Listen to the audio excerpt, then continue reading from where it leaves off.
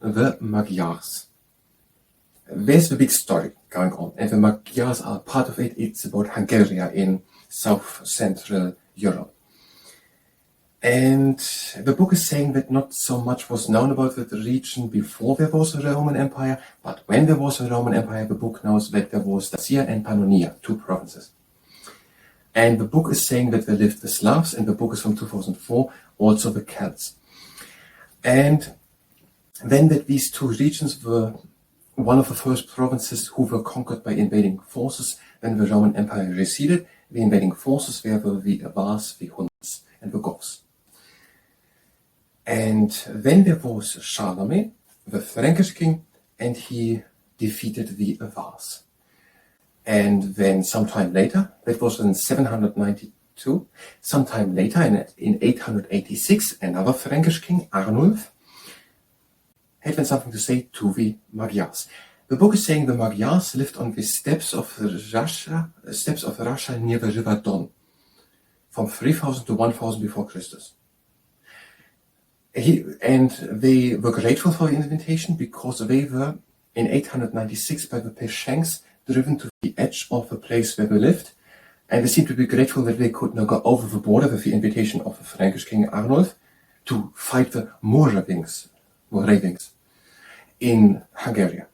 They did that under their leader Arpak.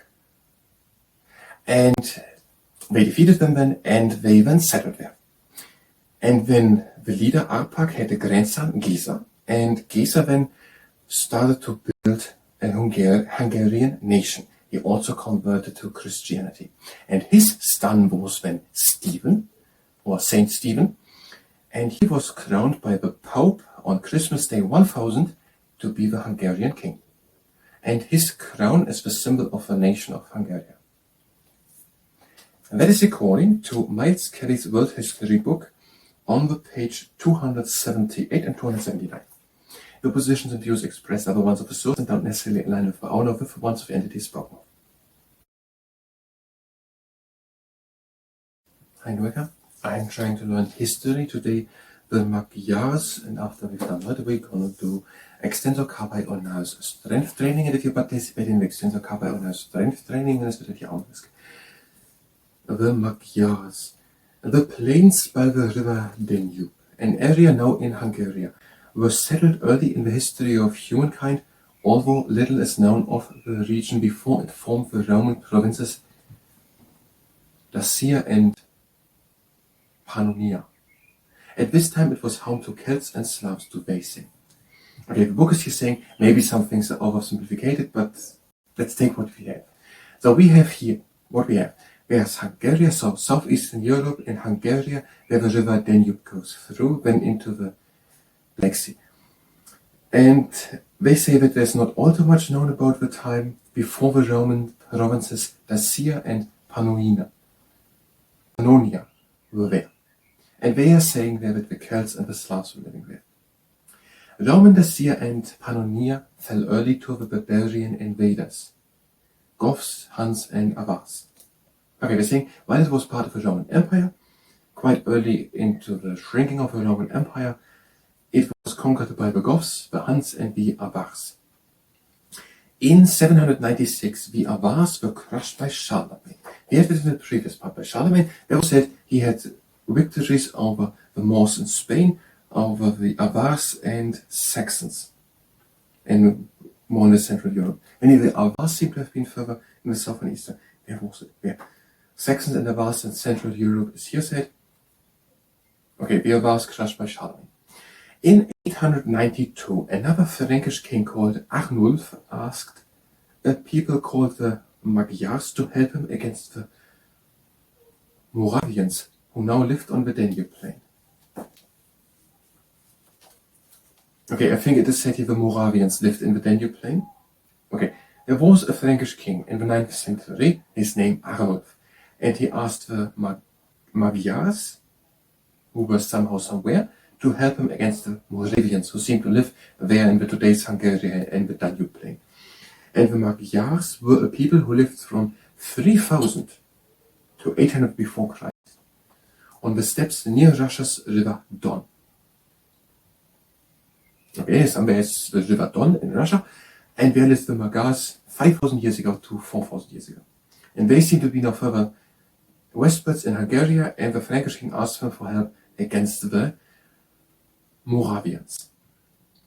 In 889, the Magyars had been driven to the edge of their land by a people called the Pechenegs. So they were grateful for Arnulf's call. Okay. So they were happy to, I don't really know what they mean. I think they were not happy to be in allegiance with Arnulf, the Frankish king, because they had been pressed to the Pechenegs, to the edge of their land, which was either now in Hungary or in Russia, where seemed to be an allegiance to arise between the Magyars against the Pechenegs and the Moravians, so the Frankish and the Magyars against the Pechenegs and the Moravians. Led by the legendary Arpad, the Magyars swept into Hungary and made it their home. Okay, they are saying that the Magyars, that seem to be further in the east by the Don in Russia, today's Russia, came to Hungary and made it their home, so they overthrew, obviously, the Pechenegs and the Moravians. In 975, no, let's go one thing. Okay, this is Charlemagne. Okay, this is 100 years after Charlemagne. In 975, not 200 years after Charlemagne, or 150, Arpad's great-grandson, Geza, became a Christian and began to form the Magyars into the Hungarian nation. Okay, they're saying around 1975, the great-grandson of Arpad, who was the one who came from more western Russia at the River Don into Hungary and conquered there, was now becoming a Christian and started to form something like a nation, the Hungarian nation. Geza's son, Stephen, carried on his work and became the first king of Hungary, and his son became the first king of Hungary. King Stephen, also called Saint Stephen, was crowned by the Pope on Christmas Day 1000. King Stephen is a famous figure in Hungarian history, and his crown became the symbol of a nation. Okay, that crown, I guess, is one of the symbols of a nation of Hungary. King Stephen. Okay. If you were here for history, you can go directly to the next part of history, where we try to say what was said here to the beginning of the Kingdom of Hungary. We're gonna use them later on in the history in the other sources which explain in more details what happened now there exactly with all the things. But we have that, and let's take that and then take another source the next time. If you were here for that, you can go directly to the next part, where we try to make the best out of what we have right now.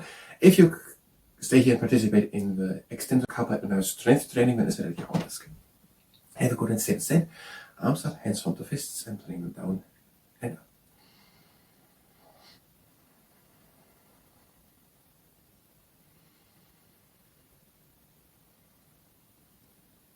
And hands like that, and down and up. We are having 3 rules. The first rule is that we're stopping immediately as soon as there is any pain. The second rule is that we're going only as far as we can go with a little bit of effort. And the third rule is that we're not overdoing it. We just want to strengthen, not to exhaust. And now you can use a t-shirt, a towel, or a sock. Press onto it and bring the hand down and up. Press equally with all 5 fingers.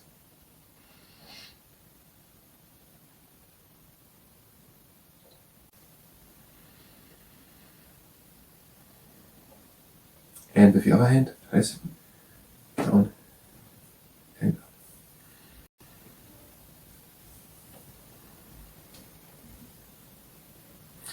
And just press and the hand to the outside and again.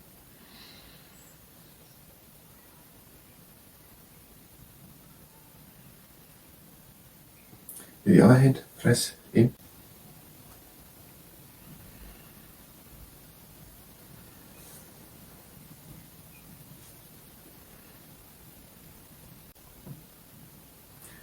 And now just press and again down and again up.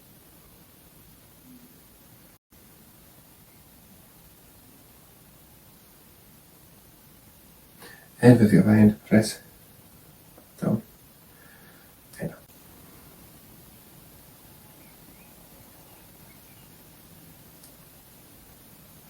And just press in the middle. and also on the other side. And that was the extensor kappa strength training. I thank you very much, and until next time.